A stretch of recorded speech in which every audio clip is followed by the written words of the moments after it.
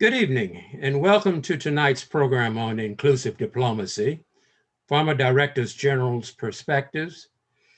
My name is Jim Dandridge, and I am the Vice Chairman of the Board of Directors for the Diplomacy Center Foundation. We're excited to bring this conversation to you this evening, which is a timely reflection of major national problems confronting America, the impact of institutional racism, and its resultant diminishment of our maximizing our potential in the formulation, articulation, and execution of foreign policy. I encourage you to take a note of the intentional wording of the title inclusive and not diversity diplomacy. I'm sure that this nuance will not escape your thinking as our five panelists discuss their challenges as Directors General in a collective total of 16 years. For those who might not be familiar with Diplomacy Center Foundation, we are the nonprofit partner of the U.S. Department of State in creating the National Museum of American Diplomacy. Right now, the museum is under development in Washington, D.C., but once it is fully open, it will be the nation's first museum dedicated to telling the story of American diplomacy and the world's first museum on the conduct of diplomacy. Now, I would like to take a moment to thank the generous support of our donors who make programs like this one possible. We know that times are tough, but if you enjoyed tonight's program and want to help us offer more programs like this in the future, you can donate to the Diplomacy Center Foundation by visiting our website at diplomacycenterfoundation.org/contribute. We also hope you will continue to stay up to date with the foundation and future programs by following us on Facebook, Twitter, and Instagram. Now, throughout tonight's program, you will join the conversation by using both the chat and the question and answer functions located on the bottom of your screen. You're welcome to ask questions to our panelists, and we will try to answer these during the program. Should we encounter any technical difficulties, please bear with us as we try to restore them. We would also like to keep in mind that tonight's conversation expresses the personal opinions of our panelists and do not represent the views of the Department of State, the US government, or any other organization. I'd like to introduce you to our moderator of our panel, Dr. Krenn, and the former Directors General. Dr. Michael Krenn is a professor of history at Appalachian State University. He is the author of 6 books, including The Color of Empire, Race and American Foreign Relations in 2006. In alphabetical order, Ambassador Arnold Chacon, Director General of the Foreign Service, 2014 to 2017, and U.S. Ambassador to Guatemala, 2011 to 2014. Ambassador Ruth A. Davis, Director General of the Foreign Service, 2001 to 2003, Director of the Foreign Service Institute, 1997 to 2001, and U.S. Ambassador to the Republic of Benin, 1992 to 1996. Ambassador Davis recently underwent extensive oral surgery, thus she will participate with a mask, and she insists on, to our benefit, sharing her experiences with this very experienced body of panelists. Ambassador Edward Gnehm, Director General of the Foreign Service, 1997 to 2000, and U.S. Ambassador to Kuwait, 1991 to 1994, Ambassador to Australia, 2000 to 2001, and Ambassador to Jordan, 2001 to 2004. Ambassador Mattie Sharpless, Director General of the Foreign Service, Foreign Agricultural Service, 2000 to 2001, Acting Administrator of the Foreign Service Agricultural Service, 2000 to 2001, and U.S. Ambassador to the Central African Republic, 2001 to 2003. And finally, Ambassador Harry Thomas, Director General of the Foreign Service, 2007 to 2009, Executive Secretary of the Department of State, 2005 to 2007, and U.S. Ambassador to Bangladesh, 2003 to 2005, Ambassador to the Philippines, 2010 to 2013, and Ambassador to Zimbabwe, 2016 to 2018. It is my pleasure now to give the program to our moderator, Dr. Michael Krenn, who will initiate the conversation on inclusive diplomacy, former Directors General's perspectives. Dr. Krenn. Well, good evening, everyone. And thank you, Jim, for that very kind introduction and for the invitation to serve as the moderator for this evening's program on a topic that has a long and troubling history. In 1949, a State Department official authored a memo entitled, "Countries to which an outstanding Negro might appropriately be sent as ambassador." After scouring the globe, that official could find only a small handful of appropriate countries, but this paled in comparison to his fruitless search for an outstanding Negro. After several pages, he came up with Ralph Bunche. The foreign policy bureaucracy of the United States, including the Department of State, the Foreign Service, and other agencies such as the Department of Agriculture, has struggled with the issues of diversity and inclusivity since at least the end of World War II. In the 75 years since that time, attempts at change have been sporadic and inconsistent, the results disappointingly meager, leaving many to wonder why nearly 8 years of promises, programs, and rhetoric have left that bureaucracy still woefully unrepresentative in terms of women and racial minorities. Indeed, during the last 20 years, we have seen a depressing procession of newspaper and magazine articles, editorials, blogs, and academic studies bemoan the lack of progress, point fingers at the culprits, and conclude with a sad shake of their collective heads that real solutions may never come to fruition. More recently, however, this issue has gained not only more urgency, but also wider and deeper attention.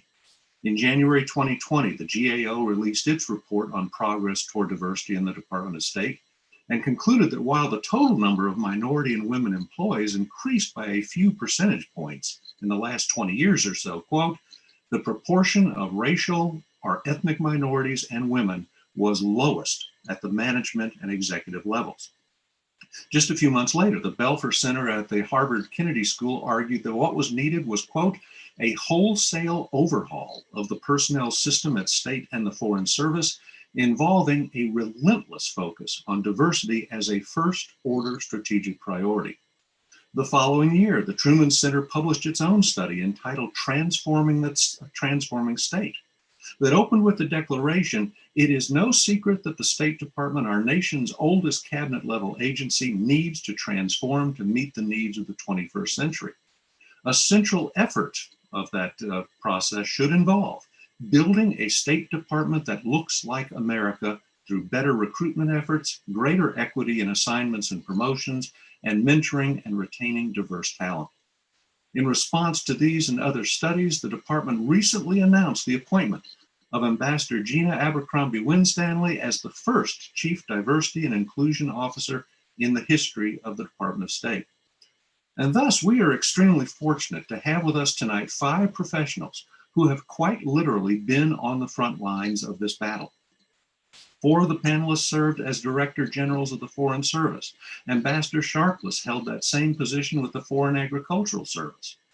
Now, our format this evening will be a free-flowing discussion among our distinguished guests, during which they will provide us with their unique perspectives on the problems they faced, the solutions they attempted, their thoughts about the future of diversity and inclusivity in America's Foreign Service bureaucracy, as well as their answers to questions posed by our audience for tonight's program. And to start things off, I would like to ask each of our panelists the following question. Why is diversity and inclusion so important for the foreign relations of the United States? And what specific initiatives did you undertake as Director Generals to deal with this issue? And as befits a historian, I am going to address that to our panelists in the chronological order in which they served as Director Generals. And therefore, we will begin with Ambassador Sharpless.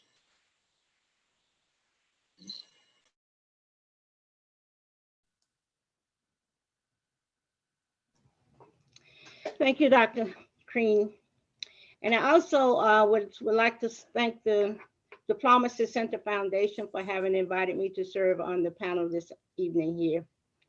Most people think of the Foreign Service, they think of the State Department, but I am from the Foreign Agriculture Service of the Department of Agriculture, and there are two foreign affairs agencies within the Department of Agriculture.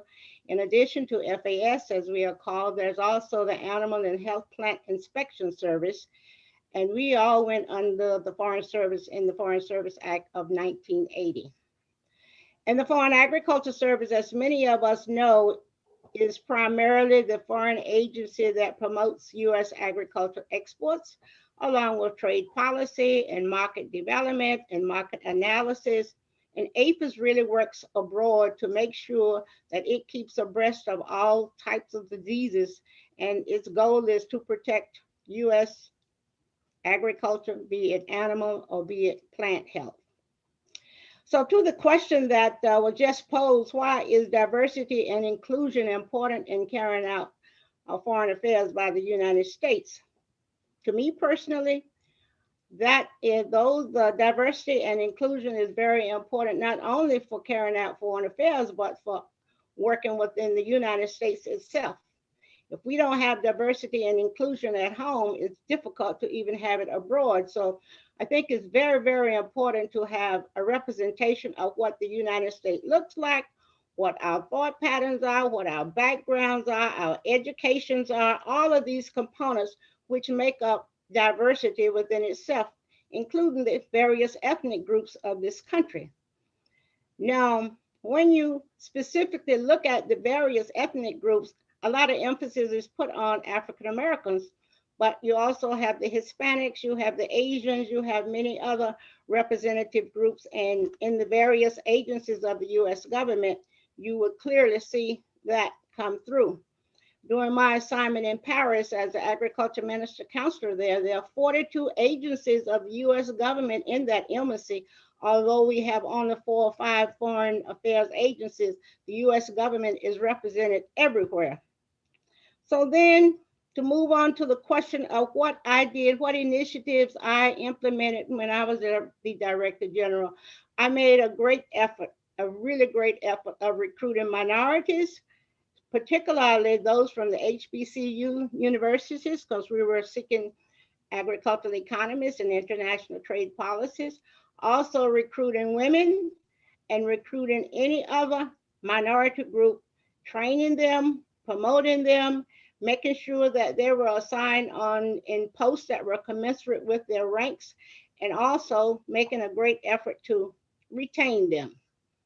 But for me personally, the greatest initiative that I initiated was to initiate the fact that FAS Foreign Service officers were able to be nominated as candidates to serve as ambassadors. Our agency was established back in '53. We've traveled the world for many, many years, but this was the first time that we were able to be nominated. And so in 1997, at that particular time, Ambassador Ed Perkins was the Director General. He supported the initiative that I started. And in 1997, we had the first ambassador from the Foreign Agriculture Service confirmed. And I was the second one to be confirmed from our agency when I was confirmed in 2001. Since that time, we've had 5 ambassadors come out of USDA, and we are all very proud of that. And we all feel a part of the Foreign Service, and we all have to continue working to make the Foreign Service the same for all Foreign Service Affairs agencies. Thank you. Well, thank you, Ambassador Sharpless. And now we will turn it over to Ambassador Gnehm. Thank you, Mike. I was Director General at a unique time. Maybe each of us will say that same thing, but for me, what that means is that I became Director General at the time 2 major lawsuits against the university were reaching sort of final resolution. One was a very important legal action by a group of women over their treatment, discrimination, assignments, appointments, and another by a different group, as I recollect, a minority group as well for the same reasons. So we were trying to make sure that we complied with those the court decisions. And we eventually, during my time, reached compliance on those. But that meant that from the day I walked into the office, I was aware of the issue and really spent some considerable time on that. But you asked the first part of the question, which was how important, how did I see it? It's critically important. And I liked a bit what Ambassador Sharpless just said. One immediately thinks of, look, we want the face of America when we're abroad to look like America.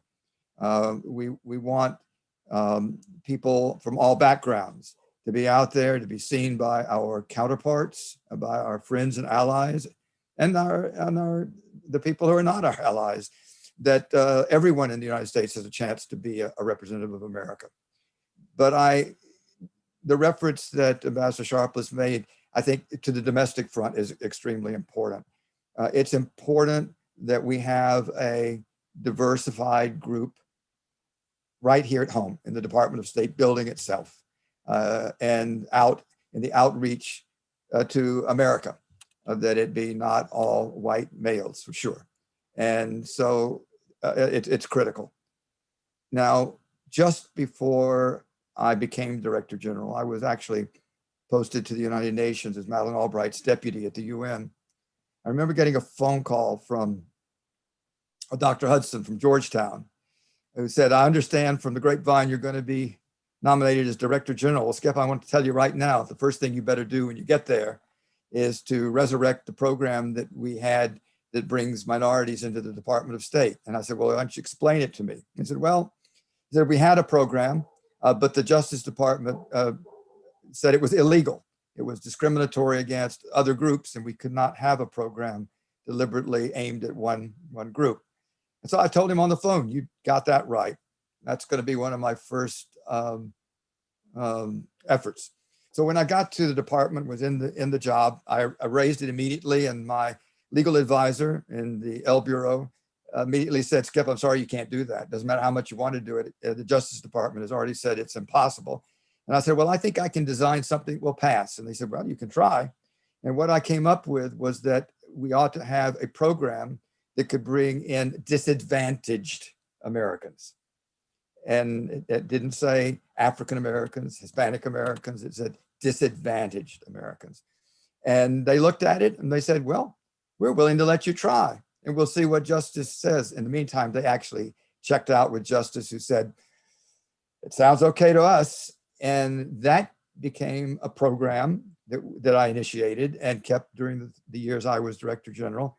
It's now called the Pickering Fellowship Program, named after a very distinguished diplomat, Tom Pickering. And so I'm very proud of the fact that we got it started. But, you know, the problem for me is that this was a fledgling effort. It still was only a very limited number of people coming in each year because it was an annual program. So it was only going to have a very minor impact over a long period of time. Important one, but not a big one. But the other thing, and I don't want to talk too long, but the other thing that I was determined to do as Director General, there's a committee called the D Committee after the Deputy Secretary that meets during the course of the year to select the career officer that we want to propose through the Secretary to the President, to the White House, to be ambassadors, our ambassadors.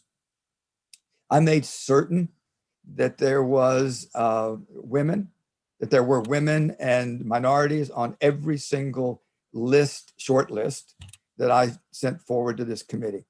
The Director General, I always would come up with anywhere from 5 to 10 names, depending on the post and whatever, and make sure that there were candidates representative. And there was an interesting development conversation in the D Committee when we would take a look at the segments of, say, the African countries. Well, let me use a different Middle East countries, which I know so well. We would go through them one by one and pick the candidate we thought best for that country. But at the end of the review, I always posed the obvious question, well, not obvious because it hadn't been done before, was, look, we just picked for the 6th post, 5 white males and 1 woman. Is that where we want to be? Are you serious? And we would go back and look at the list that we had, where oftentimes we were between 2 candidates to make sure that we had, in fact, candidates from different groups to go forward.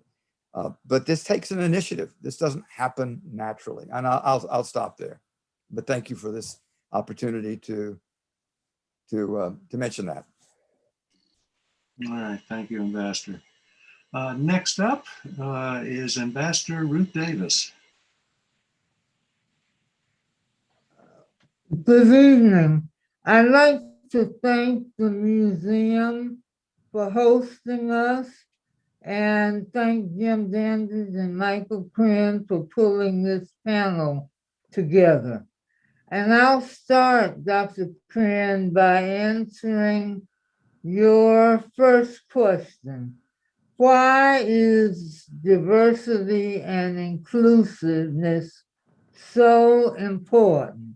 Well, first of all, the Foreign Service Act of 1980 indicates that the Foreign Service should be reflective of the American population. It should be, but it is not.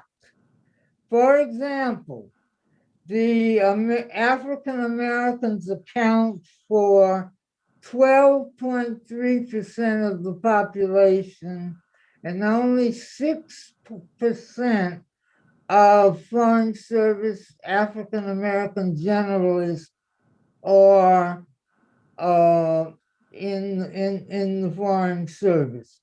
And another group, Hispanics. Hispanics account for at least almost 13% of the population, and they only account for about 6% of the generalists in the Foreign Service.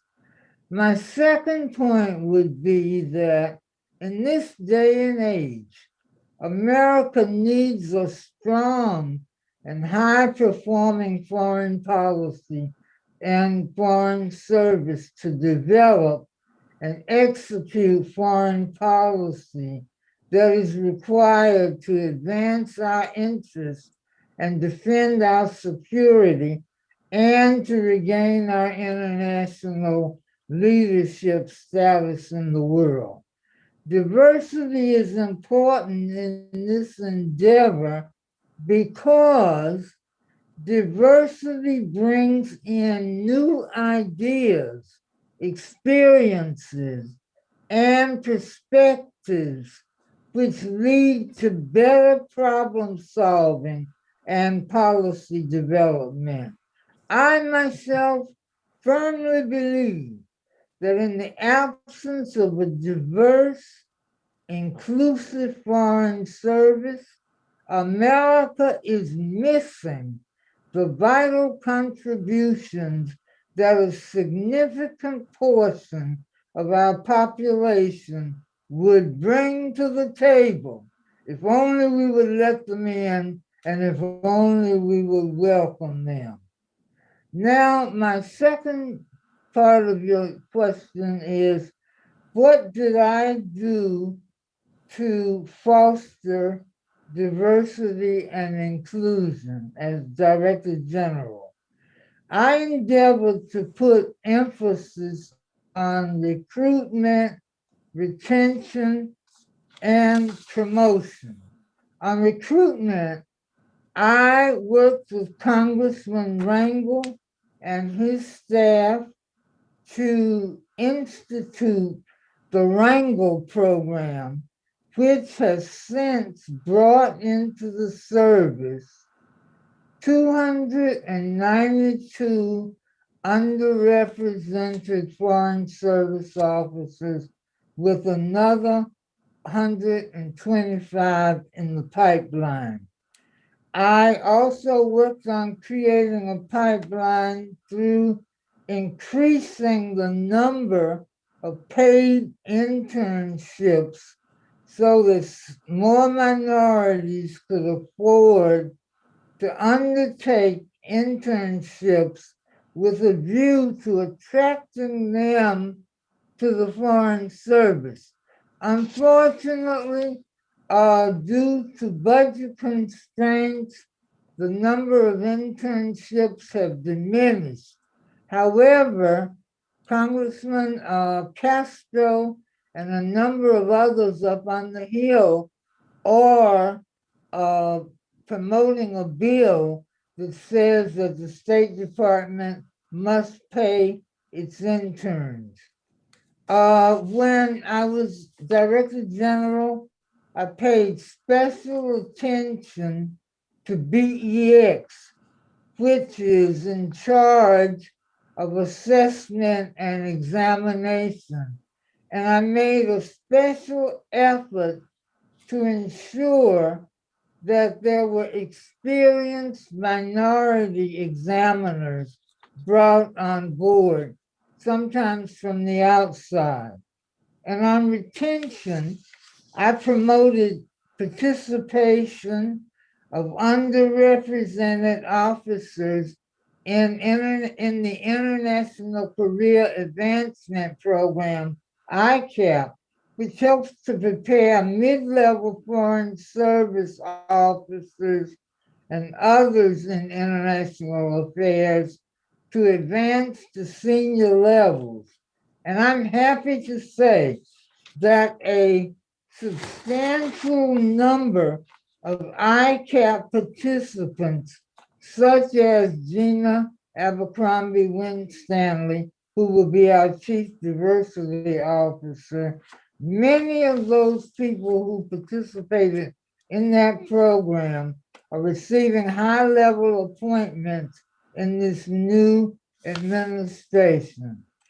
And more importantly, I undertook to mentor numerous young upcoming officers, many of whom became ambassadors, and one of whom I'm particularly proud, Linda Thomas Greenfield, ambassador to the United States with cabinet level status. And on promotions, I focused on ensuring that the promotion and selection panels were diverse and emphasized that the selection of public members should be very well overseen. So that's basically what I did and basically how I see the importance of diversity. Well, thank you so much, Ruth. And that will now bring us to Ambassador Thomas.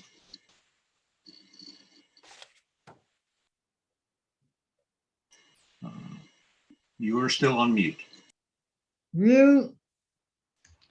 Thank you. Thanks to the Diplomacy Center Foundation. And I ask that all of us take a moment after this program to remember Ambassador Larry Palmer, the late ambassador to Barbados and Honduras, who passed away far too soon yesterday. I echo what my colleague said. America has a large toolbox, and you want to use everyone in that toolbox to make effectiveness. American corporations that are diverse make the most money. People that take advantage of everyone's talent. And that's what we need in the State Department, in our embassies. There's been a retreat from that at a time when we're trying to tell other countries to have human rights, gay rights, honesty, free and fair elections. If we look like and act like hypocrites, we will fail as a nation. Our ability to lead and partner will be compromised. The second question, what did I do? Well, a few things.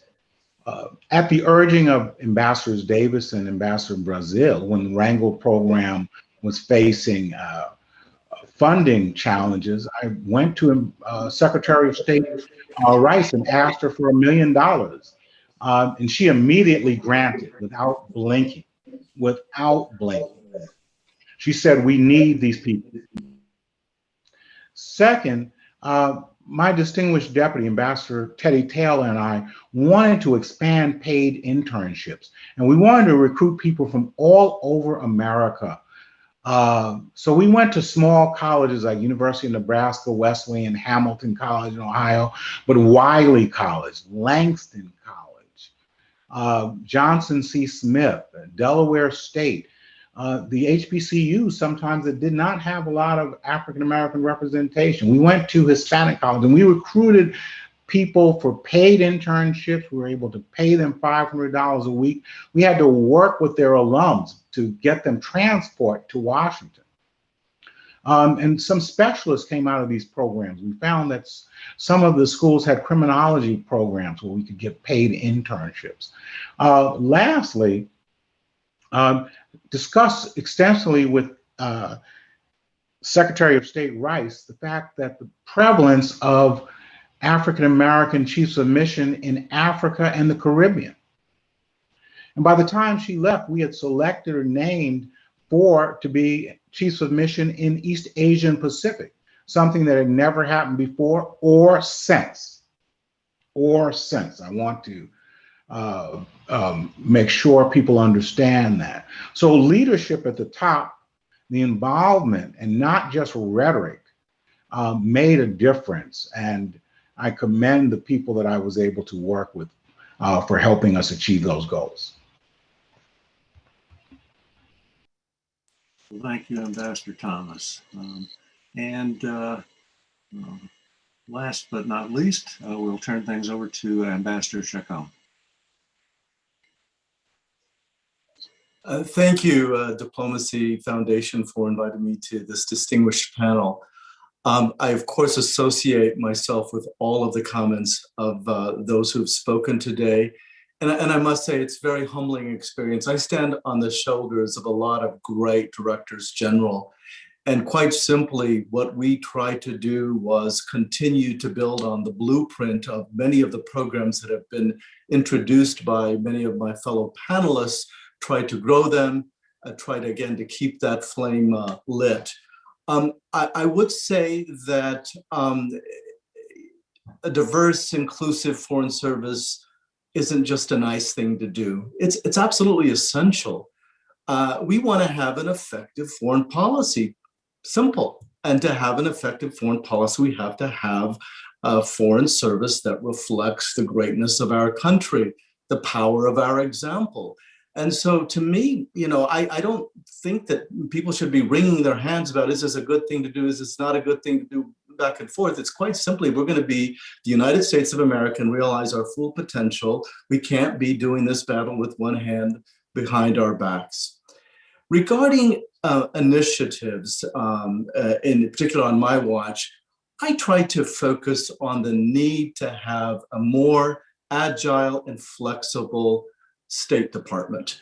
And that means, you know, reforms. We took a diagnostic and looked very closely at the performance management system, tried to make that more dynamic, to update it to be sure, and it's due for another overhaul soon.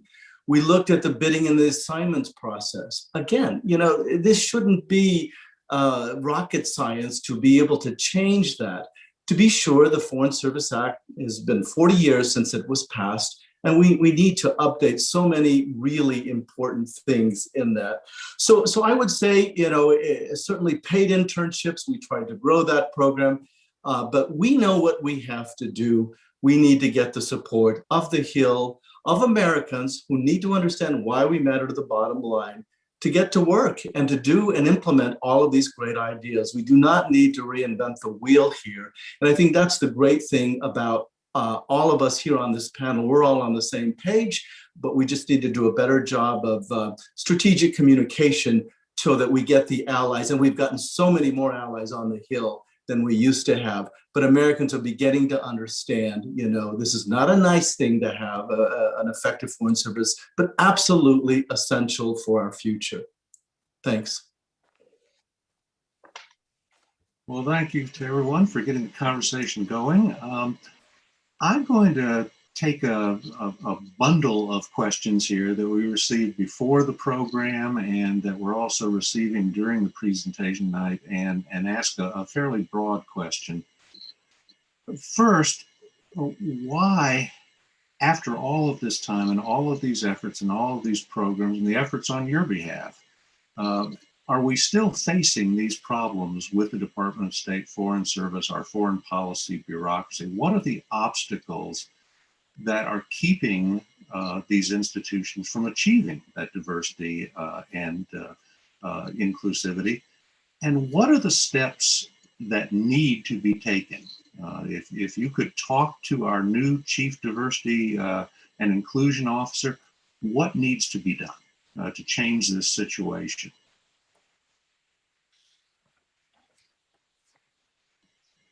Well, I think that one of the issues is that when potential candidates take a look at the State Department, they don't find it as attractive, especially underrepresented candidates. They don't find it as attractive because they don't see mirror images of themselves at the top. They want to, especially the smart ones, want to go into professions or institutions that they feel that they can advance and reach the senior and top levels. And that is not always clear in the State Department.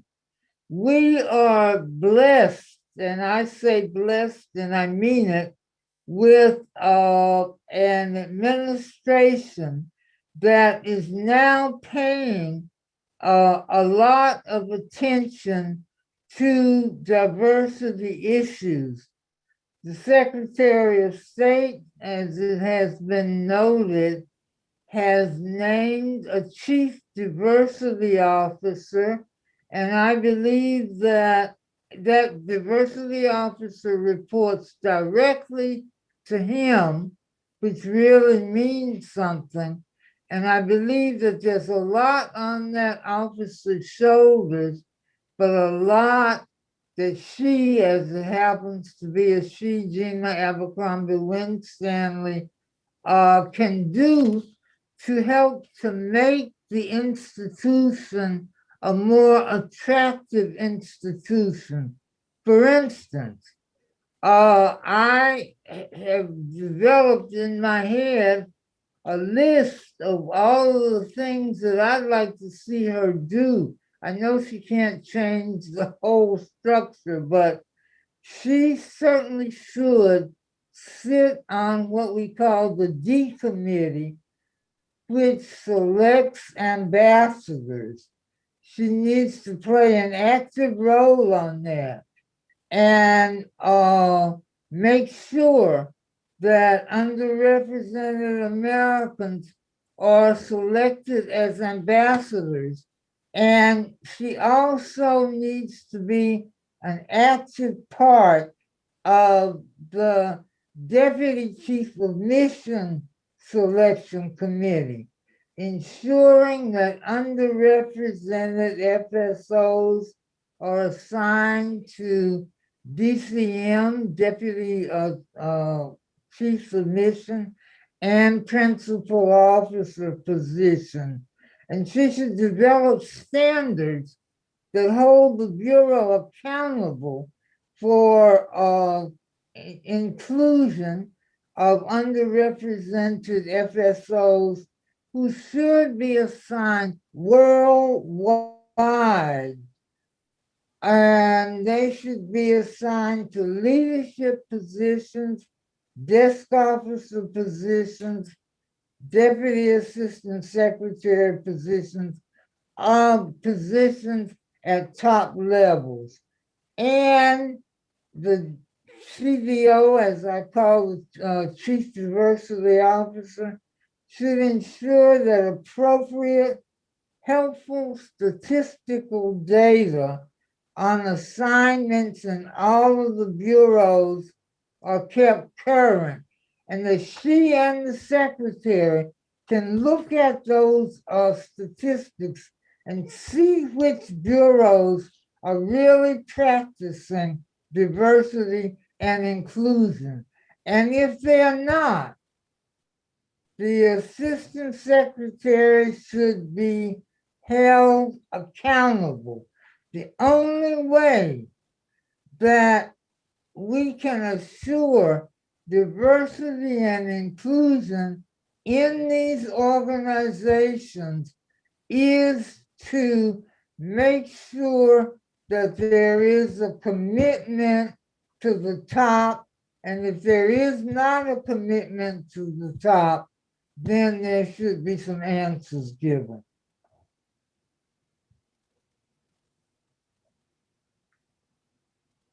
Yes, and Pastor Sharpless.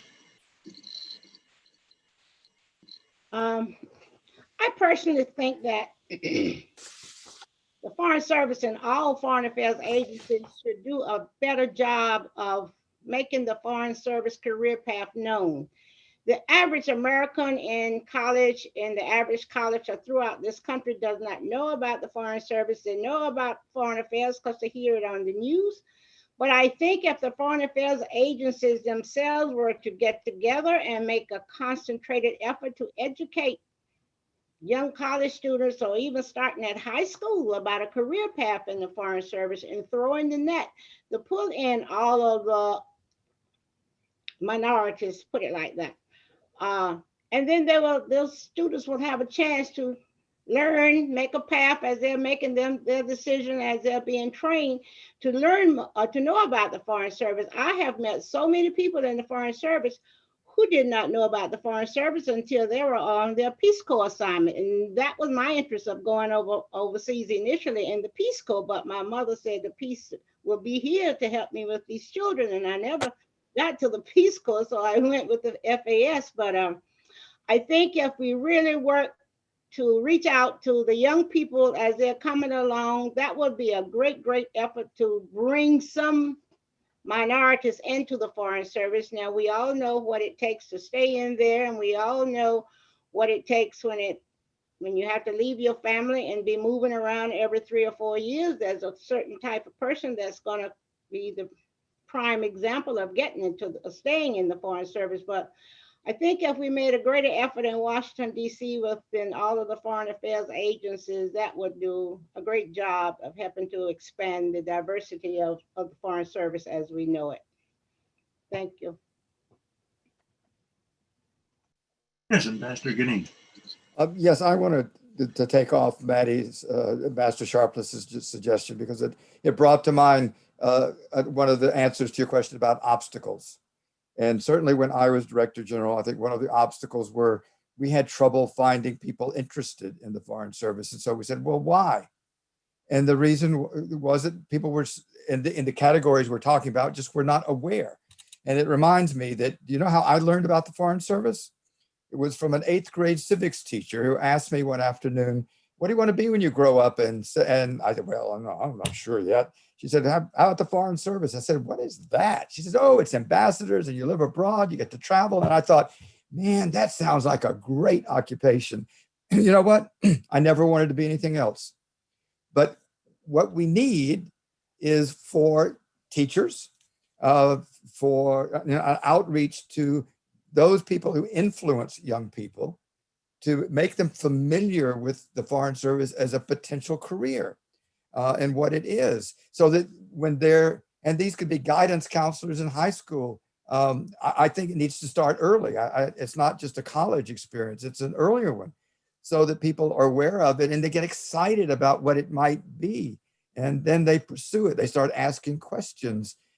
I think that one of the efforts the department has made, it was in existence when I was Director General, which is the diplomat in residence.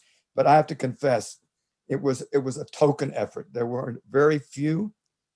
We tried to put them in areas where they could recruit and in the minority area for inclusive purposes.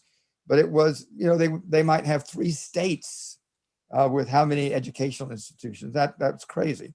But now we have more, and I think it's more targeted. I think this is a good way of getting the word. And this is, unfortunately, it's mostly at the college level, but that's okay.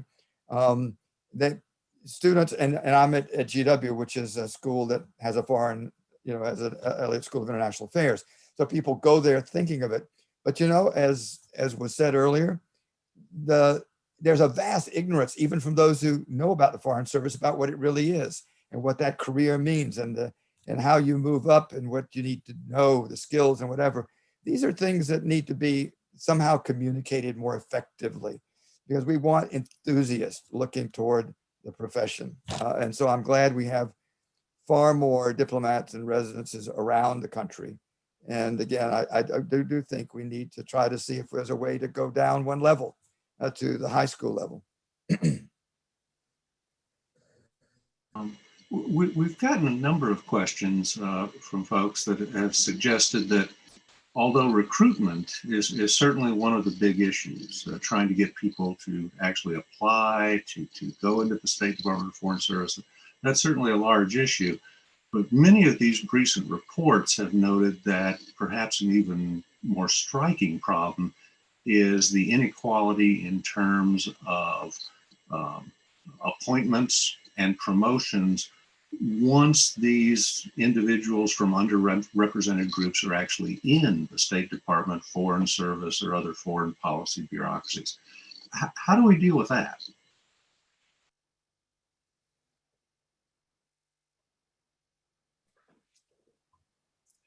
Yeah, Ambassador Chacon. That's an excellent question, and it is very problematic. To be sure, we need to keep doing the mentoring that we're doing, and reaching out proactively to help people understand this culture, which is very difficult to understand, to give them access to good positions that make them promotable, that make them able to compete. Let's not forget, we are in a hyper-competitive culture. And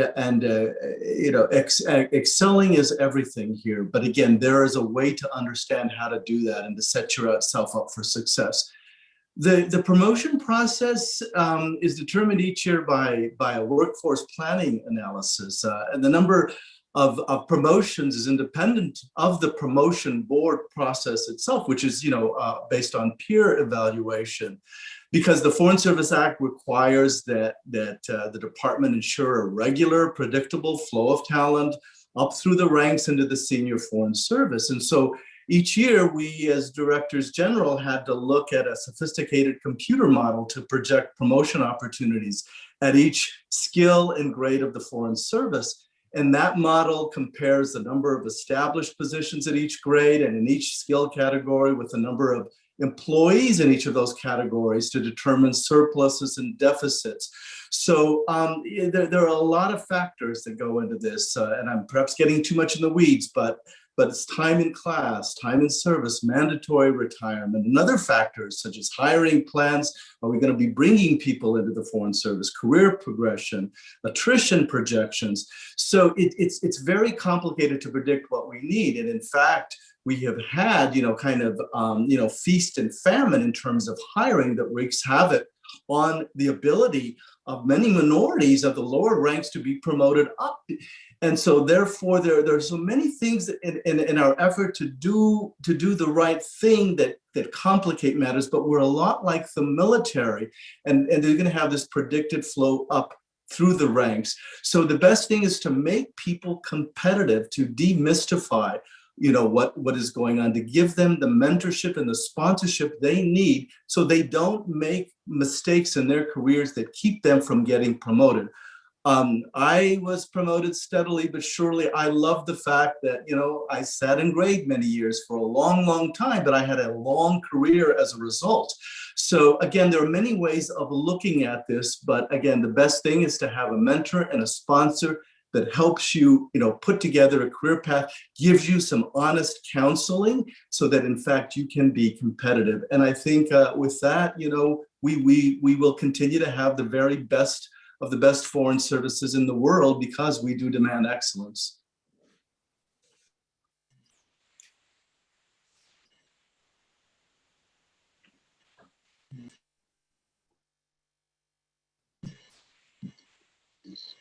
I'm going to bring up a very controversial subject, but I saw it was in a couple of the questions, Ambassador Chacon's comment, and that's corridor reputation. This is an insidious situation within the Foreign Service. Everybody in the Foreign Service has a corridor reputation, and it's based on what people hear. It's not necessarily based on what's written in efficiency reports, contrary to what rules and regulations say.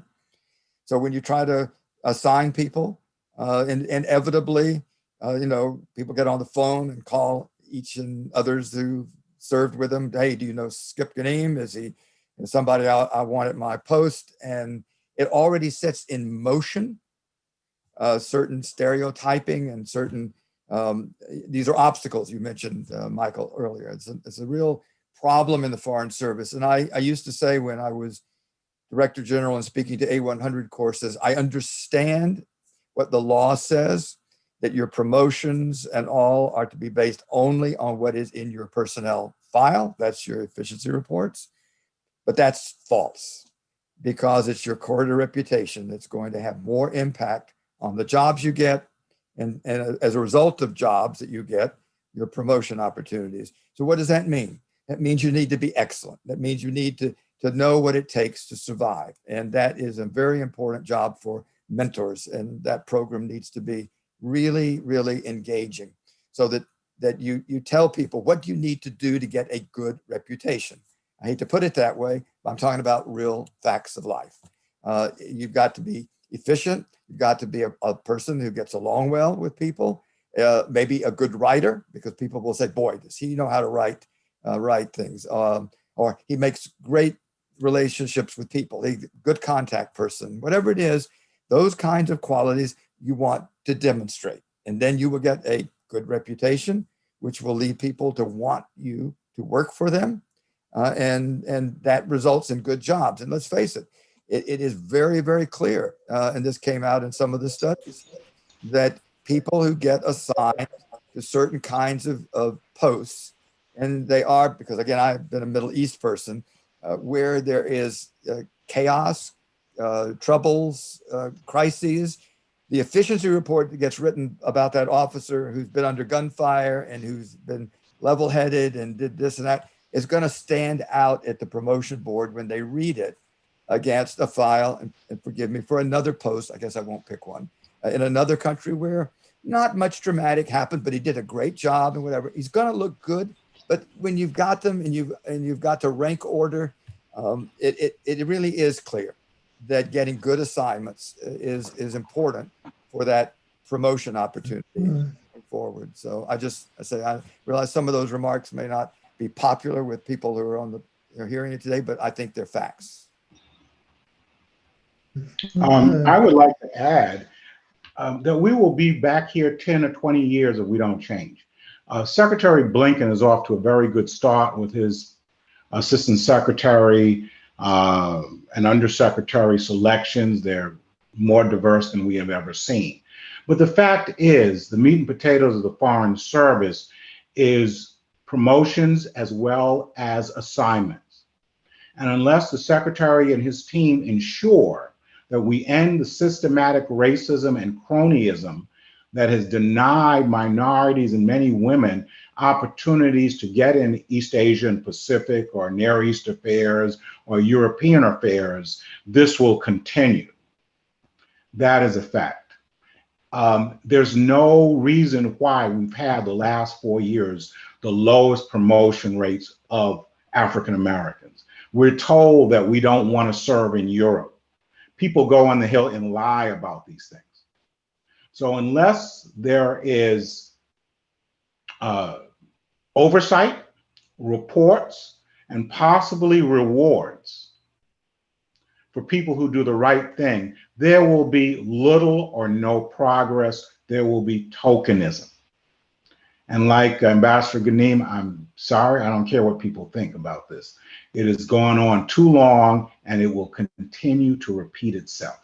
And this is because the people who run the Foreign Service, not the political appointees, are interested in maintaining this last plantation status.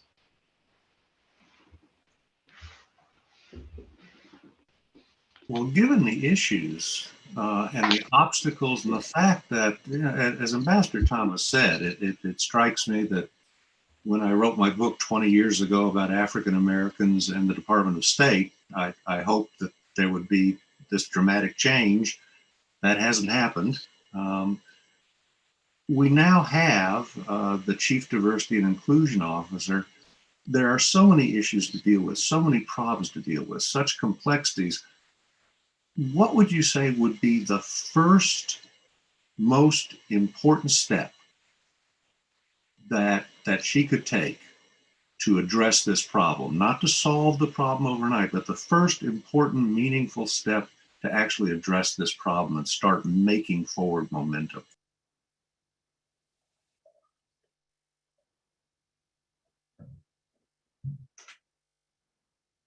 Yeah, Ruth. Well, I think that the first step would be following on what Ambassador Thomas said.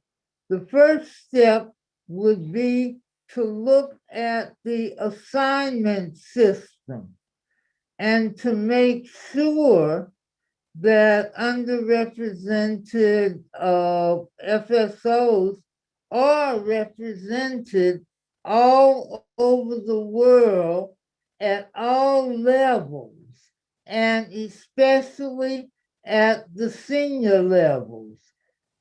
This, I think, is one of the most important steps that she can take, because what it will do is it will incentivize those coming on first to enter the service and second to stay there, because they see that their possibilities are wide range.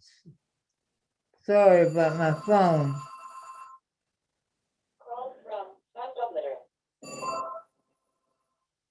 So that I think is the first thing that should be done. Focus on assignments. The next thing is that she should work on accountability, holding our senior level people accountable for what goes on in their bureaus. If you keep excellent statistics, it's easy to take a look and see if women are assigned to only consulates as consul generals, as opposed to assigned as the political chief in Paris or in one of our larger embassies. You can see if minority officers are assigned in their bureau in responsible positions. So this whole question of accountability is one that she should really focus on.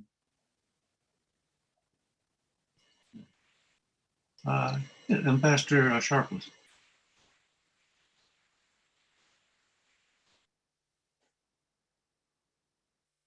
The wrong thing, clicking on the wrong thing. Thank you. Again, I'm back on my chopping block, but I personally think that the Chief Diversity and Inclusion Officer, who is working for the Foreign Service and not just the Foreign Service and State Department, should sit down with each in a group with the foreign agencies and listen to all of them at the same time of what the concerns are in the Foreign Service across the board, and then work on what has to be done in state, but let it be known to all of the other director generals that we have to be making changes in the Foreign Service, and let each director general go back to his or her agency and shape up what is going to be shipped out of State Department, because there's no need of going on one leg, you know, in the service. We all out there in that field under the same umbrella when it comes to carrying out the U.S. government foreign policy. That's what I think she should do and probably will do. Just become educated of what's happening in the Foreign Service worldwide. Thank you. Yes, Ambassador Gnehm. On your question about this new position, I want to say I am extremely excited that the secretary created this position, and I'm even more excited for his selection for the person to take this. She's terrific. She will be very good. She knows the system. She knows as much about that all of us put together anyway. But to go on, I think that some suggestions made earlier should be underscored at this point. She should be a participant in the D committee, where the committee makes those recommendations for career people to go forward as ambassadors. If she isn't, she should have a deputy who also participates in what I used to have, at least, were committee meetings that I chaired in the Director General's office to make selections for Deputy Chief of Missions lists that went out to ambassadors, where her office could monitor what names and make sure that there is diversification and inclusion in those. So I would think being active in those two decision-making when it comes to assignments would be a critical, important, give that office a real influence. But I just want to make one other observation, and that is, I think the success of any of these efforts is really due to leadership and to the commitment of the secretary and of the seniors in the rank of the department. The word cronyism has come up in a number of questions and whatever. I would bet some money that every single DG on this screen has had a call from another office up on the 7th floor, meaning the senior levels, either the deputy secretary or undersecretary, saying that so-and-so who's been on their staff ought to be getting a really good assignment as such and such and such and such and whatever, right? That has to stop. And I was very fortunate. Again, this is a personality and leadership issue. I was very fortunate that my Secretary of State was Madeleine Albright, who had decided early on, and she said this to me when I took the job, you are my personnel officer. I don't want to get involved in all of these things. You are going to be it, and I'm going to back you. And so when one assistant secretary went to her chief of staff to complain that an officer that this assistant secretary wanted to be out as an ambassador in a country and had not even gotten a good nod, chief of staff said, you don't want to go see the secretary, which is what he wanted, because she's not good. She's going to overrule you. He did, and he came out very long-faced and slammed the door and left because she told him what the chief of staff said. I'm sorry, Skip is my personnel officer and he knows what's best, and you need to talk to him if you have a problem. But that's a very, I'm not sure how often that is in terms of relationship between a secretary and the person who's in the DG's office. Well, I can even go on. We've had undersecretaries because of the chain of command. The DG is in the family of M, the management undersecretary, and sometimes we have very strong individuals in that who do intervene in the assignment process, and this has got to stop. This is a serious problem, and it will only happen if at the secretary and the deputy secretary level they make it clear that they're not going to be those interventions that are permitted. I'll stop there. Skip, let me follow up on something that you said. You said the chief diversity officer should make sure that the DCM lists are diverse. Well, I got to tell you that you got to go further than just making sure that the lists are diverse. Because what happens is when ambassadors out in the field, political ambassadors as well as career ambassadors, they pick very frequently somebody who looks like them, somebody who they feel comfortable with because they look like them. We got to develop some sort of mechanism where the chief diversity officer can work with these ambassadors and make sure that underrepresented FSOs are selected as DCMs all over the world. And the importance of this is that being DCM is really a good training ground for becoming an ambassador. Ruth, I'm very glad that you added that because it was something I should have said as well, but you're dead right.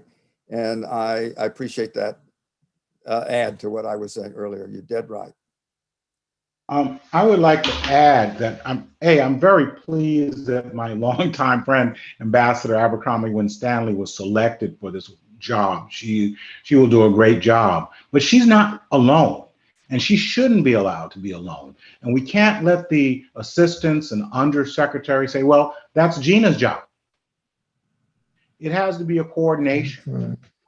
And she has to be allowed to work with the assistant secretaries, the undersecretaries, the ambassadors in the field to ensure that the reason she were hired for works, and not just lumped with all of the challenges that she's surely to face, not just left alone. There are people who already have knives out for her, people who don't want her to have this job. We know this. And unless she is given support inside and outside the department, her efforts will fail. And that echoes one of the comments we just got from the audience. In the past, to the department's credit, there were many initiatives to advance diversity, and that is certainly the case. However, it lacked seventh floor support, and the initiatives faded away after an assignment cycle.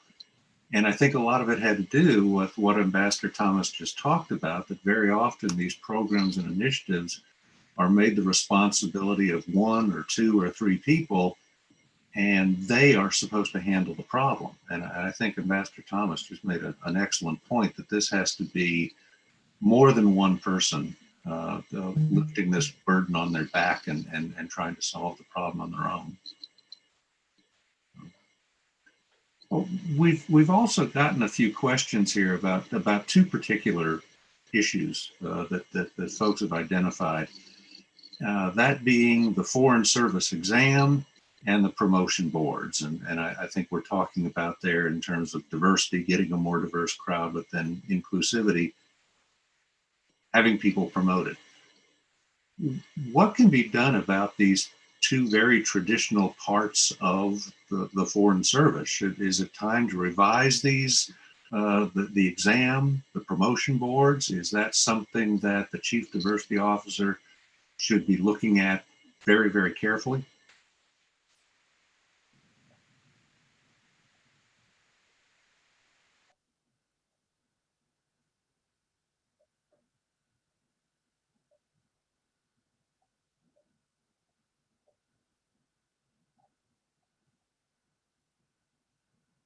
Or maybe I'll find another question. No, I was thinking that Arnold might answer that because he talked earlier about promotion boards and how they're organized. I was going to defer to him. Arnie, sorry, I put you on the spot. No, again, I think we have to be cognizant that there are two different issues. One are the promotion boards, and one are the way that you come up with the statistics, the numbers for promotion. So that's what I was talking about the last time around, is that so many of these other factors in terms of resources and the like, in terms of the numbers that we can hire, directly affect the numbers of people that we can promote. The promotion boards themselves, of course, it's a peer review process, but everything is determined by, as you say, what is on the page there, and that is determined by the assignments that you get. I will say that I've sat on several promotion boards. Those efficiency reports that stand out are those that focus on leadership. And I think that is the real Achilles heel of our system. We have so many smart people, but we don't have really the effective leaders that we need. And perhaps I'm coming from the point of view where I am now at the National Defense University, and I see how seriously the military takes professional development. And we don't take it as something important. It's kind of a nice thing to do if you have the time to do it, but we're just notorious of throwing people in and letting them swim, and those that magically don't drown, we think, oh, they're special.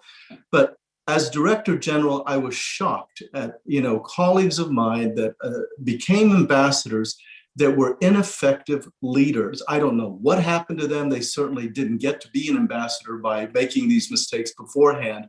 But there was a lack of accountability. There was a lack of taking care of the troops. There was a lack of real strategic leadership. And leaders aren't born; they're made. And I think that's through professional development. And we don't put the resources that are necessary to train people at each stage of their careers to become effective leaders.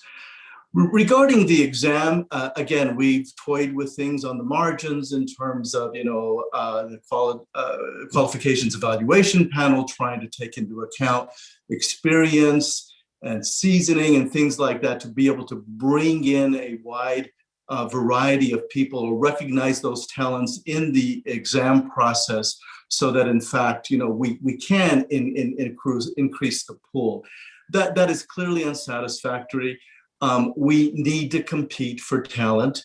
There are many, many gifted minorities that I think have been discussed here today who don't give us a second thought because they just don't see this as an avenue that they want to pursue. So we're losing to Amazon and Google and Wall Street, frankly.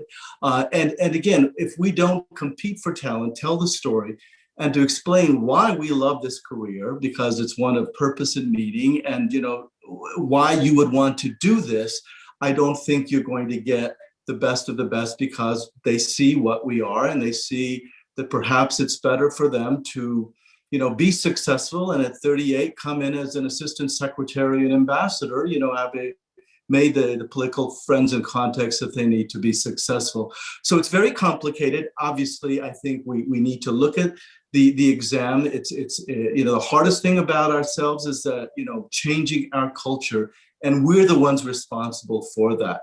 They can come from the outside, but if we're not behind that, if people really aren't supporting a different way of bringing in people, we're never really going to fundamentally change, I think, the equation.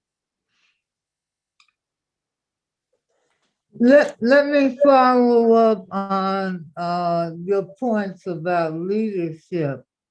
I remember coming into the Foreign Service and hearing things throughout my career, like, boy, he or she can write a great political report, but they can't manage their way out of a paper bag.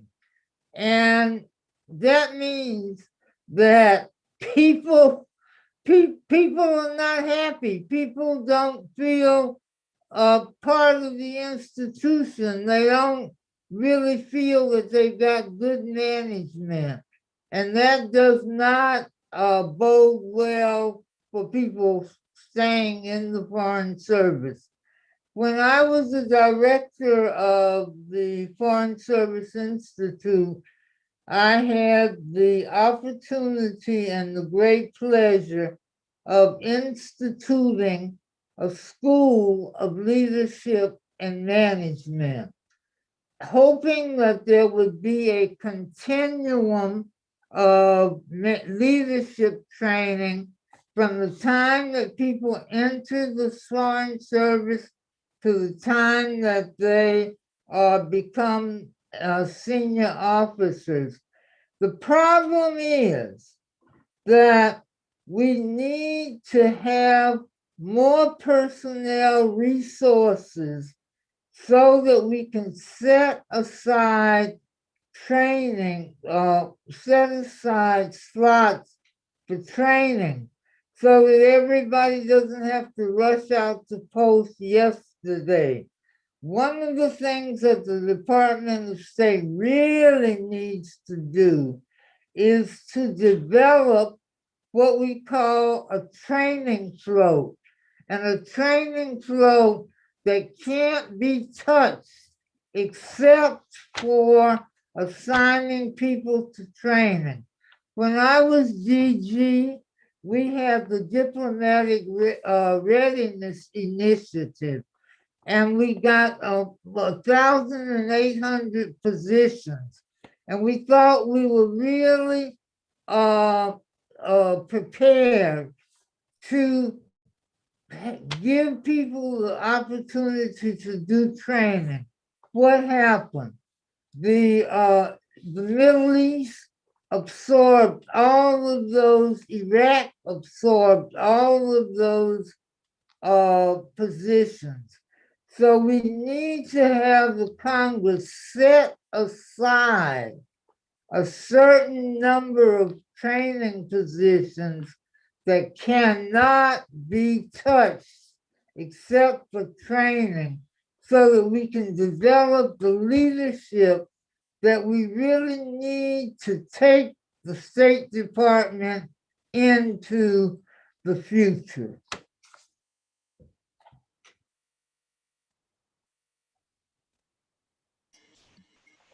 Well, I think we've had an interesting conversation and probably an uncomfortable conversation for many people who are listening about a tough subject and about a lingering and long-standing problem with the Department of State and Foreign Service. And we've certainly gotten some great responses from our audience, and I appreciate that. I think we have come to the point where we are out of the time for our particular part of the program. And so I would personally like to thank Jim Dandridge and the folks at the Diplomacy Center for setting this up. I'd certainly like to thank our participants. This was a distinguished panel. These are people who have been on the front lines of this battle and who have been saying things tonight that, once again, perhaps people did not want to hear. But those are the things that actually need to be said, because those are the things that need to be done. And so I appreciate everyone's honesty and forthrightness in dealing with such a tough subject. So thank you, everyone. At this time, it is going to be my pleasure to turn things over to Dr. Jane Carpenter Rock, who is the acting director of the National Museum of American Diplomacy. And she has some very exciting news about the museum's latest online exhibit called Facing Diplomacy. So Jane, the screen is yours. Great. Thank you so much, Dr. Krenn. And thank you so very much to this distinguished panel for a riveting conversation. We didn't want it to end. We could sit here all night really benefiting from your experiences and your wisdom. We thank you so much for giving us some of your time and your thoughts. You've given us incredible food for thought. I'd like to thank the Diplomacy Center Foundation for asking me just to say a very few words this evening. And I would also very much like to thank the Diplomacy Center Foundation for their continued partnership in helping to build the National Museum of American Diplomacy. Like Dr. Krenn said, my name is Jane Carpenter Rock. I'm the acting director of the National Museum of American Diplomacy. And I just wanted to share with you a project that we are working on with Dr. Krenn and with the Diplomacy Center Foundation to highlight the stories of diverse American diplomats. as we know from the conversation tonight, it is an extremely important topic. And I will be very quick because that was a very tough group to follow. The goal of the National Museum of American Diplomacy is to tell the story of the history, practice, and challenges of American diplomacy. We are doing this to explain the value of diplomacy to the American people. As Ambassador Sharpless and Ambassador Gnehm both said during their remarks, most Americans really don't know what diplomacy is and don't understand what diplomats do. So we are trying to do something about that at our museum. And the primary way we plan to do that is through the voices and stories of America's diplomats. These are voices and stories that for too long have not been sufficiently heard or honored by the American people. Many of these voices have been diplomats of color who have made significant diplomatic contributions while also working to ensure the mechanisms of diplomacy and foreign policy properly reflect and embrace the diversity of the United States. In an effort to tell these stories, the National Museum of American Diplomacy has developed an educational resource on our website called Facing Diplomacy, and you see a graphic display of it here. We have developed this in coordination with Dr. Krenn and Jim Dandridge from the Diplomacy Center Foundation, and we'd like to thank them so much for their collaboration. This resource gives vignettes of diverse diplomats and curates academic resources where visitors can find more information about these diplomats. As you will see here, we started the project focusing on African-American diplomats, but stay tuned because this resource will grow and evolve in the coming weeks and months to profile Asian American diplomats, Hispanic American diplomats, and others. So on this slide here, you will see that if you go onto the website, if you go onto this page, there will be a button where it says download scholarly resources on African-American diplomats. And if you click that button, if you go to the next slide, it will show you a very robust, fulsome record of all sorts of primary and secondary research resources on a host of diverse diplomats. You will see, here's a quick screenshot of what the resource page looks like. The one on African-American diplomats is over 50 pages long and very comprehensive with so many amazing, historic, iconic African-American diplomats. And if you'll see here, Ambassador Ruth Davis is in there. I'm also proud to say we have Ambassador Sharpless profile, Ambassador Harry Thomas as well. And we hope to profile Ambassador Chacon in the coming weeks and months. So this will continue to grow and evolve. We ask you to stay tuned. We can't wait for you to see all the amazing research that has been done on these amazing diverse diplomats. So you can go to the last slide. So that's all I have to say. I thank you all so much. I thank the Diplomacy Center Foundation for their partnership with us. And we ask you to continue to follow our progress. And thank you again to the wonderful panelists. At this time, I'll turn it back over to Michael Krenn and Jim Dandridge.